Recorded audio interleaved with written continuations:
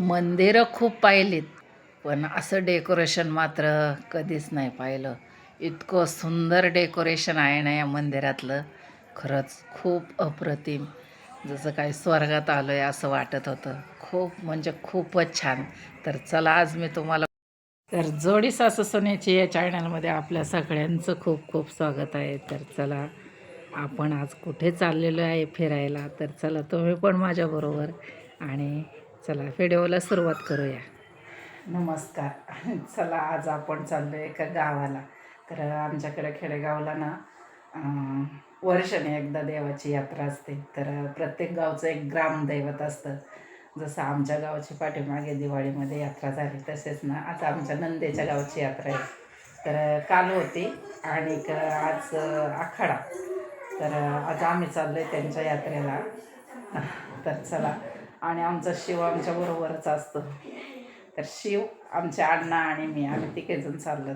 तर चला तसं आम्ही एक दिवसाच्या प्रवासाला चाललो आहे, पण ना शिवचे आम्ही डब्बल कपडे घेतले. कारण तो आत्ताशी 2 वर्षाचा आहे आणि तो खूप कपडे खराब करतो. म्हणून आम्ही त्याला डबल ड्रेस घेतला आहे आणि त्याला बूट घातला, मोजे घातले. त्याला ना चप्पल खूप आवडते. तो बूट नकोच म्हणत असतो, पण आज मी बळच त्याला बूट घातला आहे.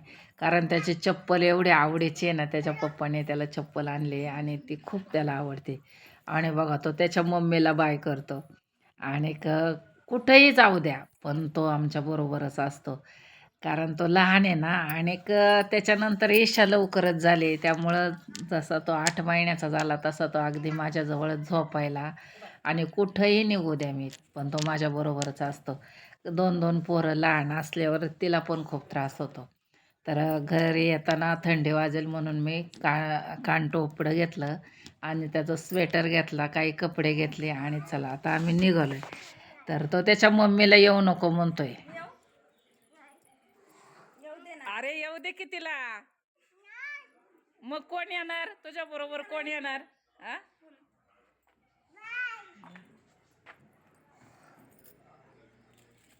लाव ना तुला. अगं तुला लावायचं तर मला आता धुतलाय. अगं माझ्या डोक्यात होतं ना एक ऑलरेडी. आणि शिवला तर असं वाटत होतं जसं काय आम्ही त्याला सोडूनच जाणार आहोत. तो ना गाडीवर बसण्यासाठी अगदी घाई गडबड करत होता. तर आता ही छोटं पिल्लूसुद्धा पाठीमागे लागलं आहे बघा. पण तिला आता आम्ही कशी तरी गाडीमध्ये नादवली आणि निघालो आम्ही. तर ती बारकीसुद्धा मागं लागली आमच्या. तर चला कारण आपल्याला जायचं 50 ते 60 किलोमीटर. खूप लांब. इथं इथं थांबवलं.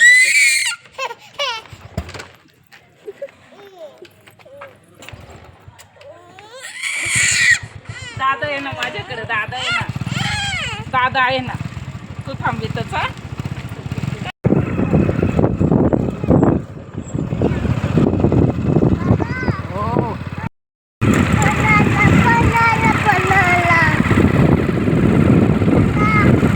आणि गाडी घेतली म्हणजे पेट्रोल तर भरलंच पाहिजे आणि मग चला आम्ही पहिलं पेट्रोल टाकलं आळंदीच्या तिथं अगदी अलीकडंच पेट्रोल पंपावरती. आणि आम्ही ना खरंच स्वतःला खूप अगदी आळंदीच्या जवळच राहायला आळंदीपासून आम्हाला 9 किलोमीटर आहे. माझ्या नंदांकडे जायचे ना तर मला आळंदी देहू पार करून जावं लागतं. 2 नंदा आळंदीच्या जवळच आहेत आणि 2 अगदी मावळ तालुक्यामध्ये आहेत. तर आम्ही आलो देहूमध्ये आणि आज देहूचा बाजार आहे. तर तिथून काही फळं घेतली. तर द्राक्ष आहेत आता सध्या ₹200 किलो आणि सफरचंद इथं पण ₹200 ₹150 किलो. तर संत्रा पण खूप गोड होत्या आणि खूप मोठ्या मोठ्या होत्या. ते बोलले मी थोडीशी बोरं बघतो किंवा संत्रा काहीतरी घेऊन येतो अजून. आणि आता सकाळी सकाळी एवढं गिऱ्हाईक नसतं बाजारात, संध्याकाळी खूप गर्दी होत असते आणि ही बिचारी लोक सकाळपासून ताटलेले असतात. दिवसभर वाट पाहतात गिऱ्हाईकाची आणि गिऱ्हाईक मात्र संध्याकाळी त्यांना वाटतं थोडं स्वस्त मिळेल. पण दिवसभर तो भाजीपाला यांनी जपायचा आणि संध्याकाळी गिऱ्हाईक येतं घ्यायला. तर छान अशा आम्ही सफरचंद, द्राक्ष आणि मोसंबी घेतली. मोसंबी नाही, सॉरी, संत्रा घेतल्या. 100ला 1.5 किलो भेटल्या. आणि चला आता पाहुण्यांकडे जायचं, आणि ते पण खास पाहुण्यांकडे, यांच्या बहिणीकडे, म्हणजे नंदेकडे जायचं म्हटल्यावर खायला पण तसं घ्यायला पाहिजे. तर चला, आणि आता बघा देऊचं प्रवेशद्वार आहे. तर ते मला बोलले आता नाही आपण जायचं मंदिरात, आपल्याला उशीर होईल, कारण आम्हाला 12-12:30 इथंच वाजलेल्या. तर बाहेरूनच दर्शन घेतलं तुकाराम महाराजांचं, आणि खास त्या गंगेचं दर्शन घ्यायचं असतं, इंद्रायणीचं. आणि हीच इंद्रायणी आमच्या गावातून जाते, त्यामुळं ना खूप खूप स्वतःला भाग्यवान समजतो आम्ही. खूप छान वाटतं. तर चला आम्ही निघालो प्रवासाला. आळंदी आणि देहूमध्ये जर दर्शन घ्यायचं म्हटलं ना तर खूप वेळ लागतो, खूप गर्दी असते. मग चला बाहेरूनच कळसाचं दर्शन घ्यायचं आणि निघायचं. आणि आज तर नुसतं पावसाने मंडाळच घातलं होतं. खूप आभाळ, आणि सकाळी सकाळी थोडासा पाऊस पण पडून गेलेला. खूपच म्हणजे असं वातावरण झालेलं पावसाचं. तर काही ठिकाणी पाऊससुद्धा पडलेला आहे, आणि इथंसुद्धा सकाळी सकाळी थोडासा पडला होता. तर चला आता आम्ही पोचलो इंदोरीमध्ये. तर ते पूर्वीला सांगायचे आम्ही इथं कायम या हॉटेलमध्ये भेळ खायचो, आणि इथं ना मुरमुरे कमी, पण चिवडा आणि मटकी भरपूर असते. तर खूप छान अशी भेळ घेतली. ते म्हणले आज चला खूप दिवसांनी म्हणजे खायचा योग आलेला आहे भेळ, आणि आज भेळच खायची. तर चला, आणि खरंचच खूप मस्त भेळ होती, अगदी कुरकुरीत. आणि मटकीसुद्धा बघा किती भरपूर दिलेली आहे. आणि मला या हॉटेलमधलं एक आवडलं, की त्यांनी त्यांच्या आजी आजोबांचा फोटो असा लावलेला त्याला छानपैकी. आपण कितीही कमवू आयुष्यात, पण असं काहीतरी असावं की ज्यांच्यामुळं आपल्याला हा हक्क मिळाला आहे, त्यांची सेवा करावी. तर चला, आमच्या नंदेचं गाव ना अगदी डोंगराच्या कडेला आहे एका. तर आम्ही जाता जाता त्यांना विचारलं, म्हटलं इतक्या लांब आपण शहराजवळ आहे. आता आम्ही खेडेगाव आहे आमचं, पण एकदम शहराजवळ, अगदी लोहगावपासून 4 किलोमीटर आमचं गाव.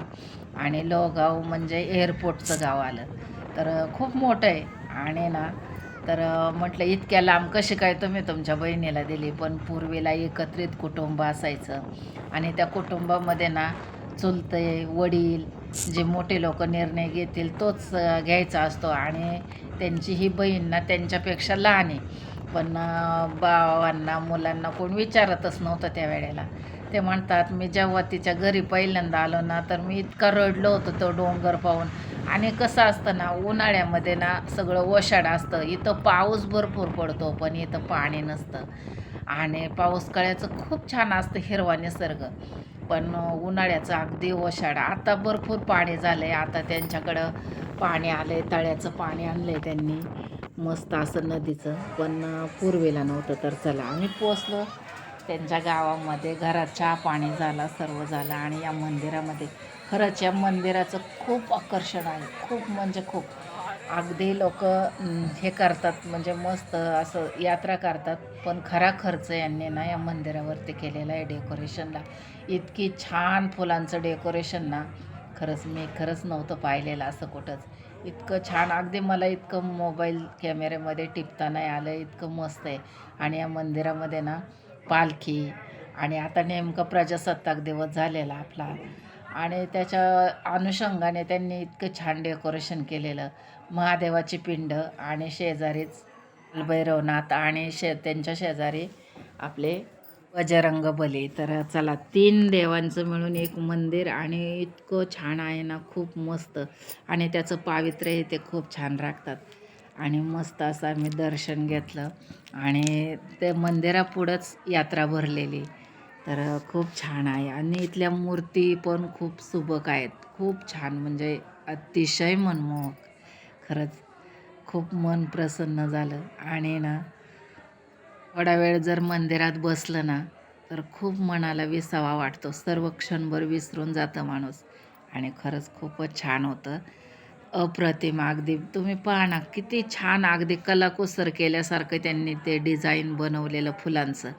आणि मुळातच मंदिर पण खूप छान आहे, आणि त्यांनी ते डेकोरेशन पण अगदी तशा पद्धतीने केलं. खूप आवडलं, खूप. आणि यानंतर बाहेरसुद्धा आम्हाला थोडीशी खरेदी करायची होती.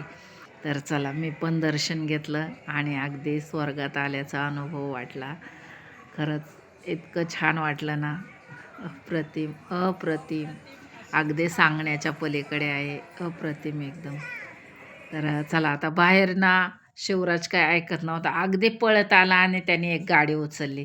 ती गाडी घेतली, घरी गेलो आम्ही, जेवण-खावण केलं आणि आता निघालो आमच्या परतीच्या प्रवासाला. टू व्हीलरवर गेल्यावरही ट्रॉफिक लागत नाही. खूप मस्त प्रवास झाला आणि कसा झाला व्हिडिओ नक्की नक्की कमेंटमध्ये सांगा. तर चला भेटूया पुन्हा. Tata, bye bye.